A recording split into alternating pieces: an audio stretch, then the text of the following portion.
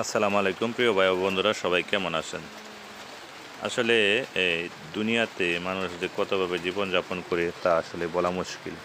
দেখেন, ওনার কিন্তু এই যে ছোট ছোট যে শরীরে দেখেন কি রোগ হয়েছে, তারপরেও কিন্তু উনি কর্ম করে খাচ্ছেন। ওনার কিন্তু আসলে পাশে দাঁড়ানোর মতো কেউ নাই। আমি ওনার সাথে কথা বলেছি, ওনার কিন্তু জন্ম থেকে এই রোগটি না। ওনার কিন্তু এই রোগগুলো কিন্তু আগে ইতিপূর্বে কিন্তু ছোট ছোট ছিল। দেখেন শরীরের আগে গুটি গুটি।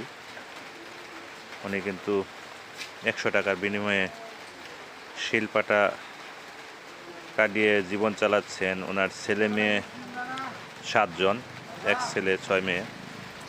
তো যাই হোক, আসলে তো কারো জীবন থেমে থাকে না, কোনো না কোনো অবস্থায় জীবন চলেই যায়, চলতেই থাকে। তো ওনার এই অবস্থায় উনি কিন্তু আসলে সঠিক একটা ট্রিটমেন্ট হওয়ার দরকার, একটা ডাক্তারি পরামর্শের দরকার। শেষ পর্যন্ত ওনার কি যে শরীরের যে রোগটা, এটা কি বৃদ্ধি পাবে না এভাবেই থেমে থাকবে, তা তো কিন্তু বলা মুশকিল। তবে ওনার কিন্তু একটা সঠিক ট্রিটমেন্টের প্রয়োজন ছিল, আমি যা মনে করি। ওনার শরীর, পুরা শরীরে কিন্তু এরকম গুটি গুটি দেখেন, এই যে মাথায়, পিঠে, ঘাড়ে, মুখে, হাতে, পায়ের সব জায়গায় এই গুটি গুটি দাগ। এটা কী রোগ হয়, আমি এই রোগটা সম্পর্কে আমার অভিজ্ঞতা নেই। তবে আমি ওনাকে আর অনেক আগে থেকে দেখে আসছি।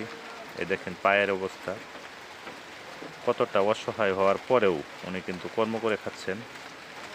আল্লাহ তাআলা সবাইকে সুষ্ঠুভাবে, সুন্দরভাবে দুনিয়াতে চলার জন্য তৌফিক দান করুক। এত অসুস্থতার পরেও শরীরে এই রোগ বয়ে বয়ে বেড়াচ্ছে, তারপর